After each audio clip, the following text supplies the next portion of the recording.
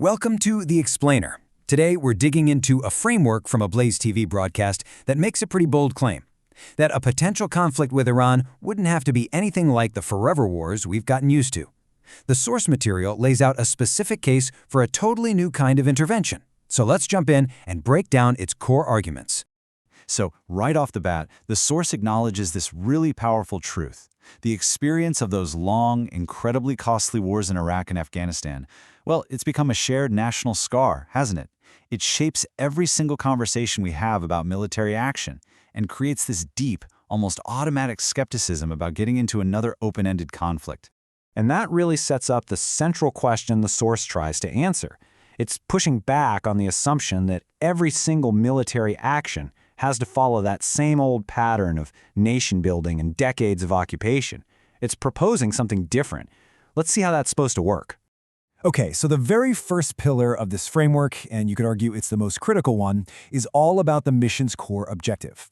In other words, what is the actual goal here? The idea here isn't regime change in the traditional sense, and it's definitely not about rebuilding a country in our own image. The source defines the goal as a precise, almost surgical action. They call it decapitation and deterrence, and it's aimed at taking out a specific command structure that they claim is sponsoring terror and throwing the entire region into chaos. And this slide really lays it all out, side by side. It makes it super clear. On one side, you've got the model from Iraq and Afghanistan, nation building, prolonged occupation. On the other side, you have this proposed strategy, a limited, strategic strike with absolutely no declared plan for occupation. The difference in that end goal is, well, it's everything. The second big argument here is that the whole strategic environment today is just fundamentally different from what it was back in, say, 2003. The source is basically saying this new context is what makes a whole new approach even possible. So let's see how they build that case. This timeline really gets to the heart of it. After decades of just nothing working, of failed diplomacy, the source points to the Abraham Accords as a total game changer. The argument is that these accords brought major Arab nations into open, normalized relationships with Israel, creating a new diplomatic foundation that just flat out didn't exist before. Right, so this is the crucial point, according to the source. You now have these powerful regional players who are actual stakeholders in stability, not in chaos. The argument is that because these countries are now invested in peace, both economically and politically, the risk of a power vacuum just spiraling out of control after a potential strike goes way, way down. Okay, so the third piece of this framework pivots to the method.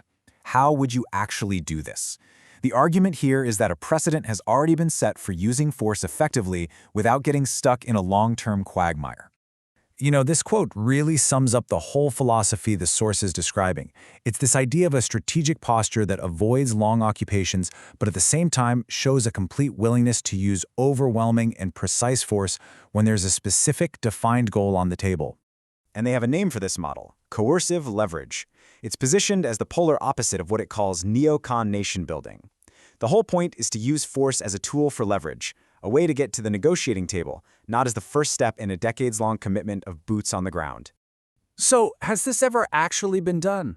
Well, the source points directly to the military campaign against the ISIS caliphate as the prime example of this method in action. And this really illustrates the source's point perfectly. You had this long stalemate, and then a new strategy was brought in that was all about unrelenting, overwhelming, but precise force. The result, as the source tells it, was that ISIS's territorial control just collapsed almost overnight. In their view, this proves you can achieve a very specific goal very quickly without getting dragged into a forever war. But, this all leads to a really difficult question, one that the source tackles head on. If you're going to intervene, why Iran? I mean, why not use that force in a place like Sudan, where there's a horrific humanitarian crisis happening right now? So here, the source makes a really sharp and, what it admits, is an uncomfortable distinction.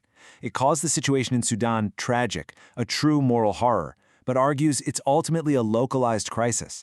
Iran, on the other hand, is framed as systemic. That means its actions are seen as a direct threat to global stability, with massive geopolitical stakes. Now, the source is careful to clarify that this isn't about valuing one human life over another. Not at all. It's framed as a cold calculation of statecraft. The argument is that Iran sits right at the center of global energy markets, major shipping lanes, and terrorist proxy networks. That gives its actions a scale of geopolitical impact that other crises, no matter how tragic, just don't have. So let's just do a quick recap of the argument we've walked through. You've got these 4 pillars: a limited objective, a new geopolitical context, a different method for using force, and a rationale based on a systemic threat, not just a tragic one. These are presented as the absolute key differences that separate this idea from the wars of the past. Look, the source lays out a really detailed case for why this time and this particular situation could actually be different. But whether you see this framework as a genuinely new model for how to conduct foreign policy, or you just see it as a really well-argued justification for the next conflict, well, understanding its components is the first step in a much, much larger and incredibly critical debate.